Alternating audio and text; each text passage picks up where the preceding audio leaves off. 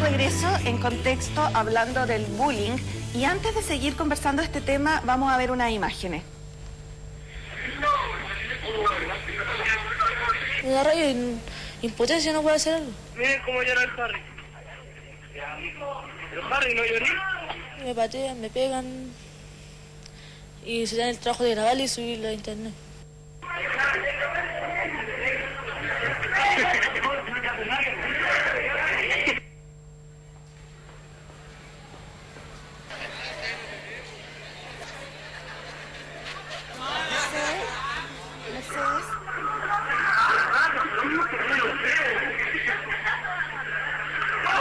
A ver, ahondemos un poquito en cuál es el perfil del niño que es víctima de bullying.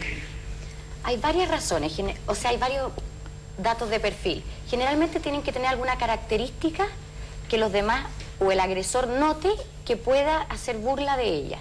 Puede ser muy alto, muy bajo, más gordo, más flaco, cualquier característica física.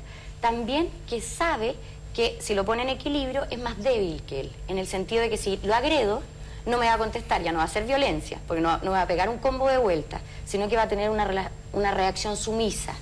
Y de ahí empiezan a captarle las debilidades. Generalmente son niños sobreprotegidos con los papás, niños de ambientes muchas veces más femeninos, entonces son un poco más retraídos. Exactamente. Yeah. Y ahí ataca, entre comillas, a este agresor, porque él es más fácil. Y las consecuencias emocionales, a ver, el perfil emocional, ahondemos un poquito en eso, Pilar.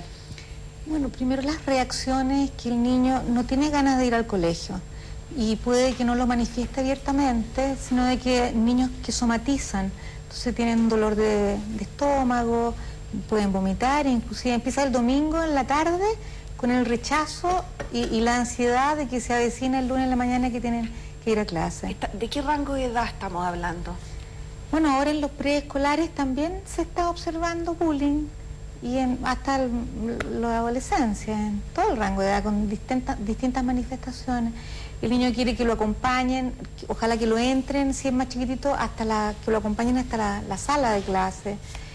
También se dice, hay niños que quieren como cambiar un poco si se van a pie, no irse por el mismo lugar. Y bueno, los niños tienen manifestaciones a nivel de apetito, puede que coman menos, tengan trastornos del sueño, pesadillas, hablan dormidos, quieren dormir con la mamá. Hay niños que vuelven a hacerse pipí, los chiquititos que ya habían controlado el esfínter nocturno, puede que se vuelvan a hacer pipí.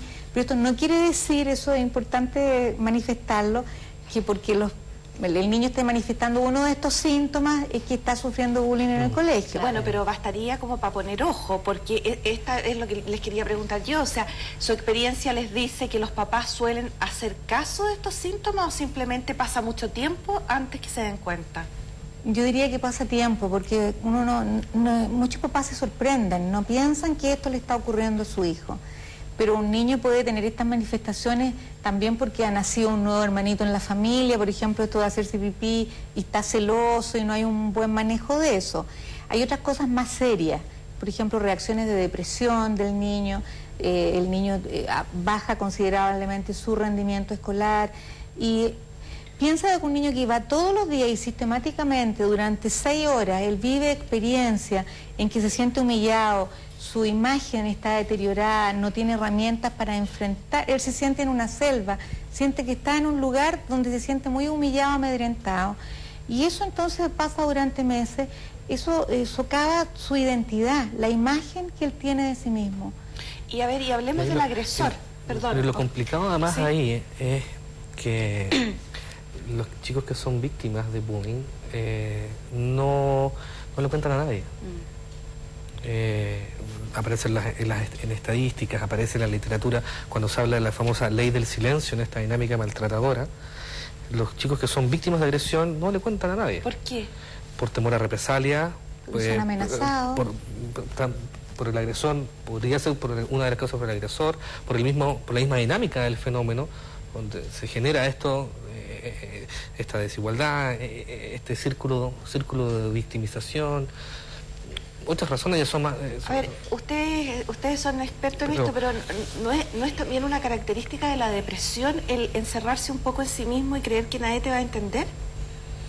Yo creo que parte tiene que ver con eso y también tiene que ver con lo que pasa en el contexto escolar cuando hay, si hablamos de 15% que tú encontrás alto, eso es relativo porque va a variar según el grupo curso, la prevalencia varía, aumenta, va increciendo, su pic es sexto, séptimo y octavo, pero en enseñanza media va a tender a disminuir, entonces va a depender de en qué momento etario estemos en el fondo para ver cuánto es más o menos, pero lo que pasa ahí es que el colegio, ya sea porque no es capaz de identificarlo, por un lado, o hay muchos mitos asociados en torno a la violencia, los golpes forman el carácter, por ejemplo, el joven que es agredido, la joven que es agredida, se da cuenta que en realidad si dice algo, no va a pasar nada.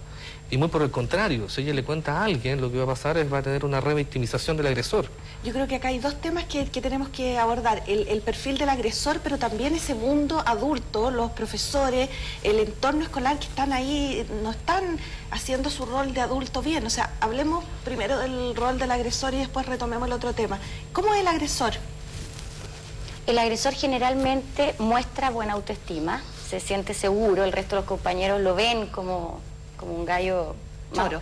El choro. Es poco, sigue un poco el concepto de héroe de los juegos, de los juegos de video que hacen ellos, destructivos, de repente hace que los demás le hagan caso, es líder en ese aspecto.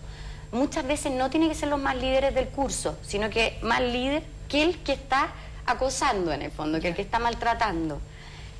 Son niños que generalmente en el colegio se pueden detectar porque no cumplen las reglas, no cumplen las normas. En la casa pasa un poco lo mismo. No empatizan con la gente que está con problemas. Entonces no sienten muchas veces ni pena, no les emocionan ciertas cosas.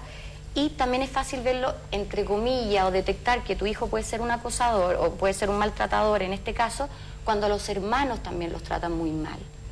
O sea, hay gente que tienen cercana, que quieren, y pasa de una pelea entre hermanos y se transforma en algo más violento. ¿Y por qué? ¿Por qué pasa eso? Muchas veces, por ejemplo, de adultos.